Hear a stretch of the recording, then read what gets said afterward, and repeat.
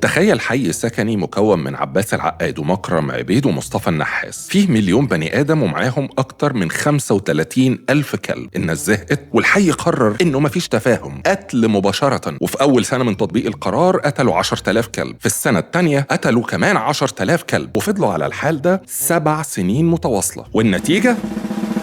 الكلاب ما اختفتش. وده مش تخيل، ده اللي حصل في صوفيا عاصمة بلغاريا من 1999 ل 2006. بعد انهيار الاقتصاد في بلغاريا بعد تفكك الاتحاد السوفيتي، ناس كتير في بلغاريا رمت كلابها في الشارع علشان ما كانوش لاقيين ياكلوا علشان ياكلوا كلابهم اصلا، لحد ما وصلنا لنهاية التسعينات وفي صوفيا بس اكتر من 35,000 كلب. وبلدية صوفيا قررت القتل فورا، واستمرت على الحال ده لمدة 7 سنين ورا بعض، وفي 7 سنين قتلوا 70,000 كلب، يعني ضعف اللي كان موجود أصلاً. والنتيجة إن في 2007 لقوا إن لسه في الشارع 11,124 كلب. كان في الشارع 35,000، قتلوا 70,000 ولسه فاضل 11,000. ليه؟ لأن ده ببساطة نموذج عملي للفاكيوم إفكت أو تأثير الفراغ البيئي. هتشيل الكلاب الحرة من مكان، هيتعوضوا بكلاب تانية سواء بقى من القرى أو المدن المجاورة، أو جراوي فلتت من القتل ففرص نجاتها بقت أعلى نتيجة إن المنافسة قلت. ولما بلغاريا لقت إن الغباوة والقتل ما بينهوش المشكلة وبيكلفوهم فلوس على الفاضي، لجأوا أخيراً للعلم. وفي 2008 حصل تغيير كامل، منع القتل بالقانون، ولجأوا للحل العلمي الجميل CNVR: امسك،